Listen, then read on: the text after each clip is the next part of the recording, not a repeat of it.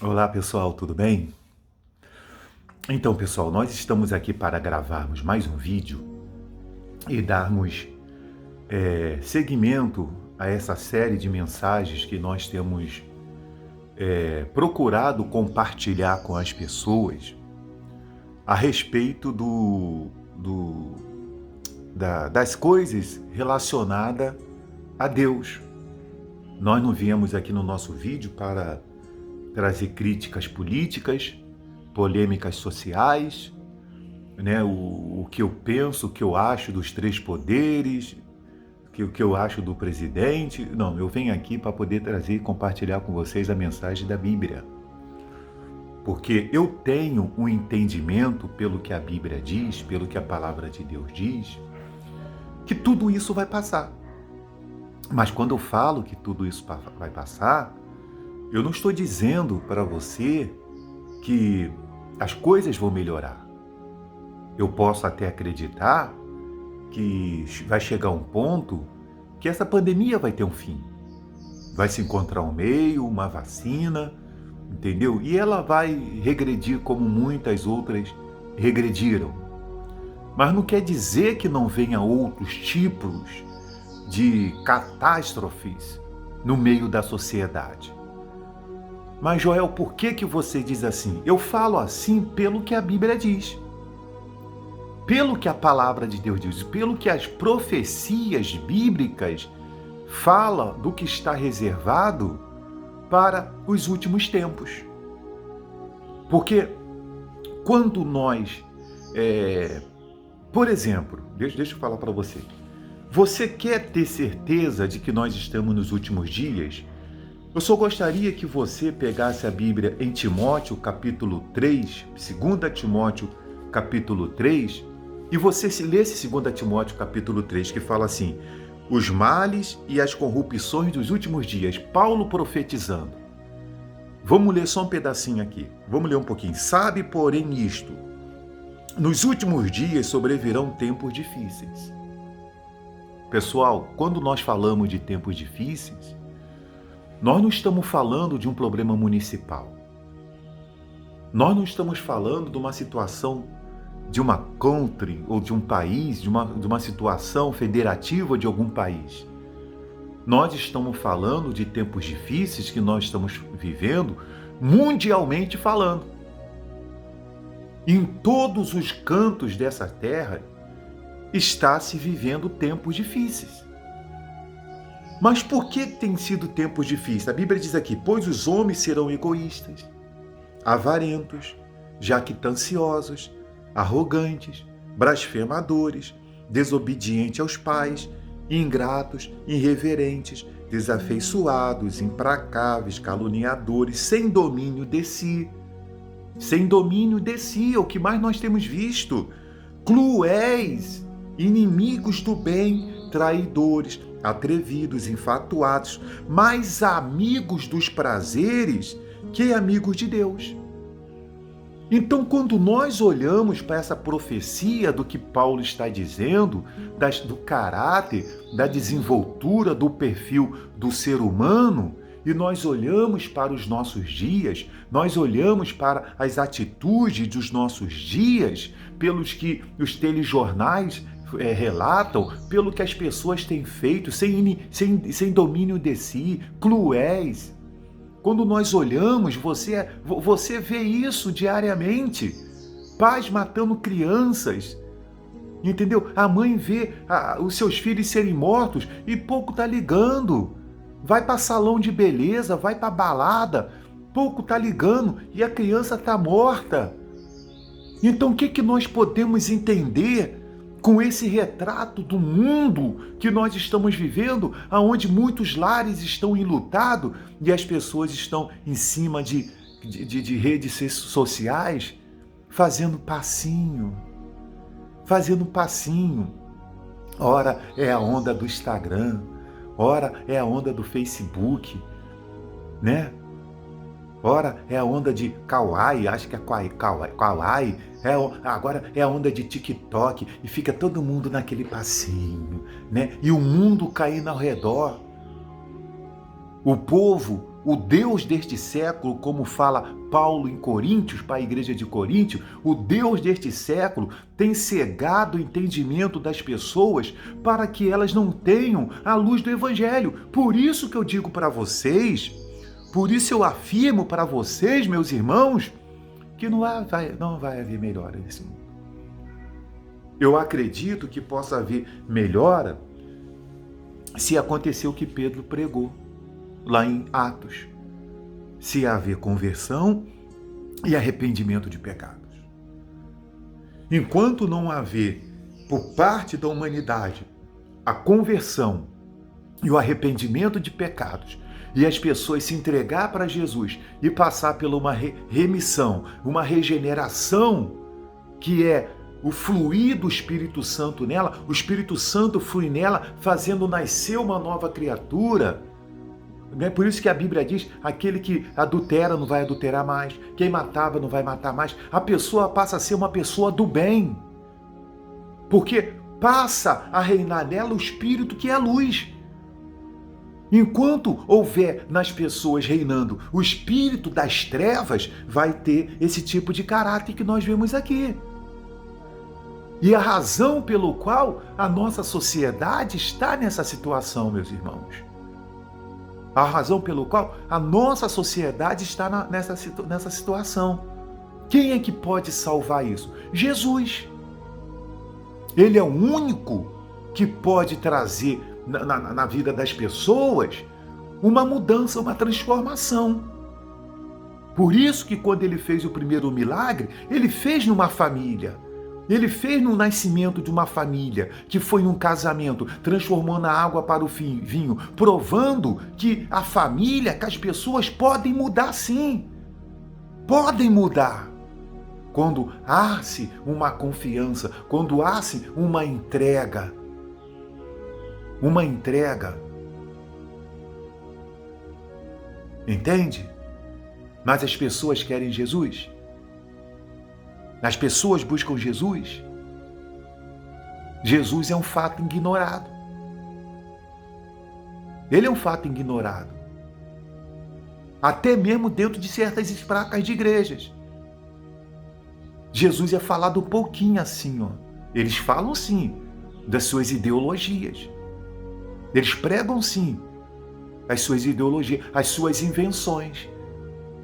Vão para os púlpitos das igrejas, muitos desses aí, inclusive agora, hoje é domingo, é um pouquinho mais de 7 horas, muitos deles estão em cima dos seus púlpitos, defendendo as suas biografias carnais.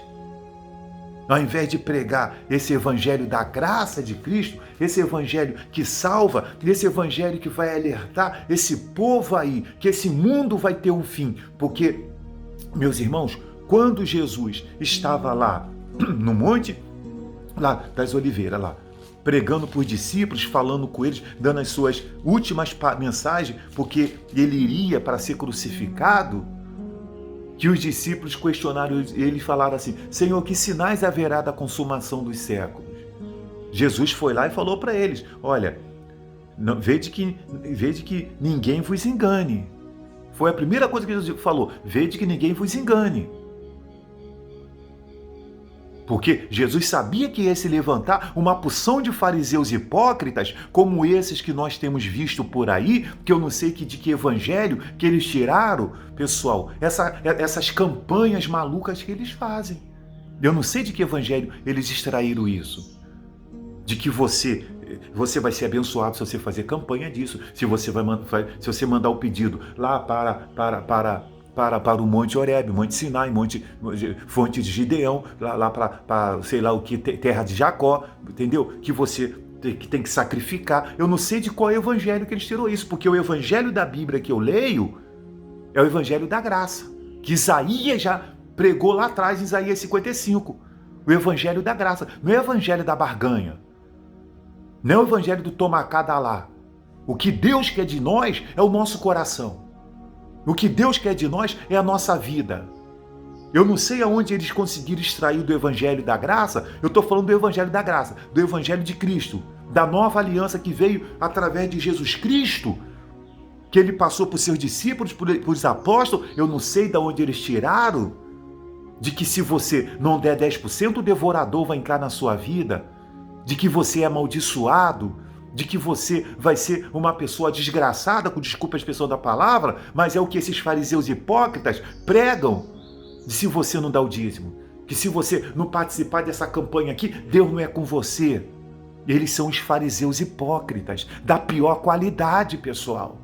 Esses fariseus hipócritas são da pior qualidade. Esses são os fariseus que na época de Jesus foi o que levou Jesus para a cruz. São os fariseus que cooperaram com a morte de Jesus. E por isso Jesus falou aquilo tudo para eles lá em Mateus 23. Porque eu não sei de que evangelho eles pregam isso. Porque quando você pega no evangelho de Cristo, quando ele começou a pregar lá o sermão da montanha, nós não vemos isso. Nós não vemos Jesus dando esses ensinamentos para o povo e nem para os seus discípulos.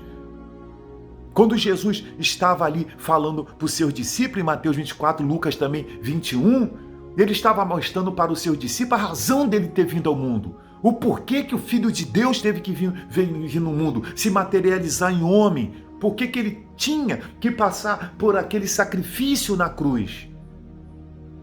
Ele veio, passou essa mensagem para os discípulos. Por que vocês vão ser mortos por causa de mim? Por que vocês vão ser perseguidos? Olha, tem uma causa. Esse mundo vai ter um fim. O meu Pai vai dar um game over, um the end nesse mundo.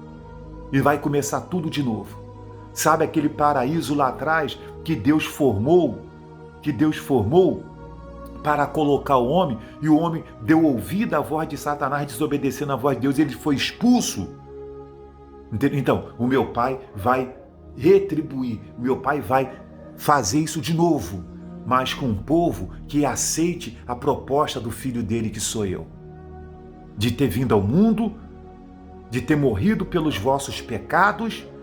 O pecado que um dia entrou no mundo e cresceu no mundo, encerra quando a pessoa me aceita como Salvador.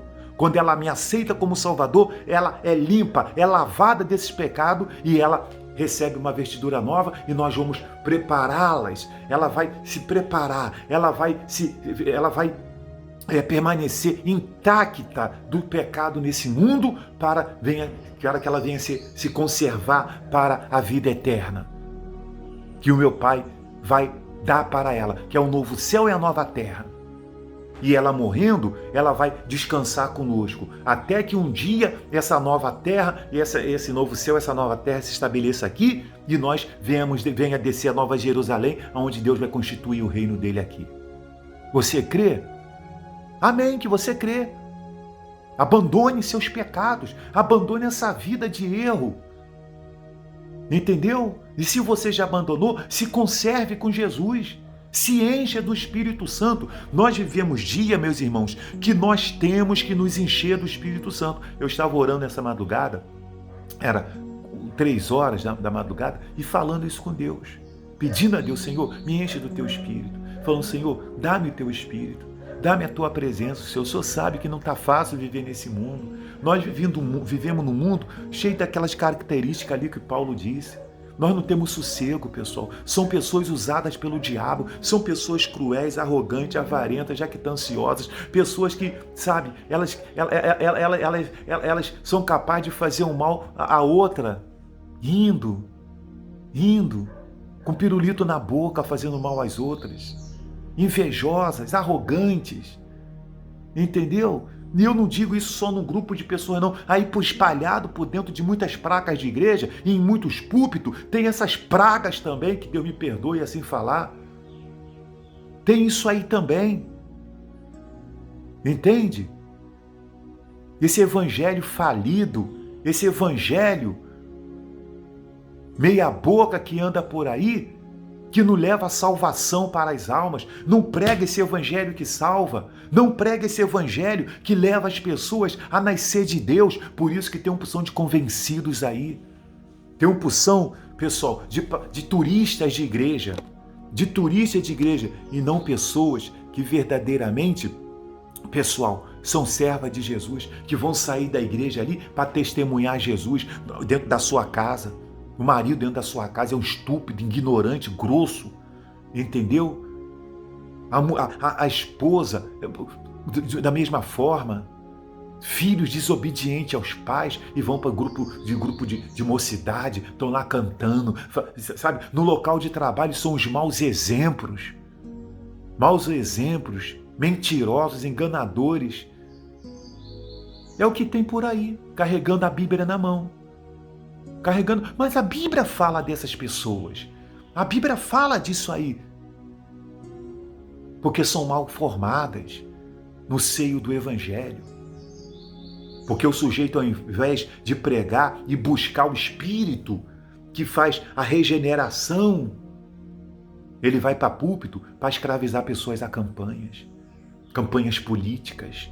Quando vem época de eleição, ele esquece de pregar o Evangelho para falar de política. Seus fariseus hipócritas, vocês são os fariseus hipócritas. Entendeu? O diabo aplaude vocês. Sabe? Essa bisparada, apóstolo, missionários, pastorada, essa turma que anda por aí, nesses neopentecostalismo, teologia da prosperidade, o diabo, ele aplaude vocês. O diabo fala assim: olha, vocês estão de parabéns. Vocês estão de parabéns porque vocês estão fazendo cumprir direitinho a Bíblia quando Jesus disse: cuidado, acautelai-vos dos falsos profetas. Vocês estão de parabéns.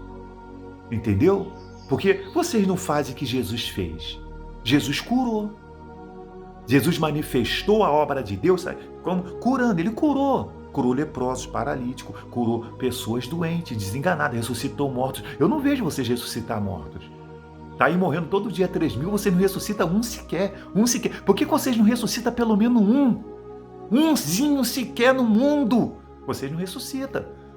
As pessoas vão na igreja de vocês, pedem para oração para vocês, aí é que elas morrem mais rápido. Aí vocês falam assim: o Senhor recolheu. Mas o Senhor recolheu essas pessoas para livrar de vocês, porque nem Deus quer mais essas pessoas com vocês. Porque com vocês, essa pessoa corre um risco de se perder. Então Deus recolhe elas lá para Ele. Graças a Deus que Deus está recolhendo. Para livrar dessa ganância, dessa avareza que esses fariseus hipócritas têm impondo sobre as pessoas. E não a salvação da alma. Pessoal, às vezes você pode pensar que eu prego contra a igreja. Eu não prego contra a igreja. Martinho Lutero não pregou contra a igreja, ele apenas mostrou a verdade que a igreja tinha que seguir. Porque não parece que a indulgência que esses fariseus hipócritas ficam colocando sobre o povo? Indulgência do dízimo. Indulgência de campanhas em cima de campanha. Pega esses que botam o programa na televisão aí, eles botam o programa na televisão, aparece o QR Code da conta bancária deles. Eles têm contas em quase todas as agências do mundo. É no Banco do Brasil, Banco Bradesco, Banco Itaú, Santander, Caixa Econômica. Tem mais um, é via Pix, é via depósito, é tudo para arrecadar, pessoal. Tudo para arrecadar. Eles arrecadam tanto, mas na hora de pedir, na hora que precisa de suco de uva para Santa Ceia, na hora que precisa lá reunir para pagar uma continha de água, de luz de um irmão, eles reúnem o grupinho lá de diáconos, de obreiros, de quem é que seja, para pedir. Mas eles não tiram da conta bancária deles. Não é para manutenção da obra de Deus, fariseu hipócrita. Não é? Meus irmãos, eu vou voltar daqui a pouco com vocês falando mais um pouco, tá bom? Saiba de uma coisa, arrebatamento da igreja vai acontecer. E este mundo vai ter o fim. O diabo sabe disso. O diabo sabe que ele está condenado ao inferno, ao lago de fogo. Mas ele vai tentar arrastar o máximo. Que não sejamos desse máximo que ele vai incluir no caderninho dele. Que estejamos guardados com Jesus. Que o Espírito Santo habite no seu coração e te dê a direção certa. Tá certo? Que Deus abençoe e até o próximo vídeo.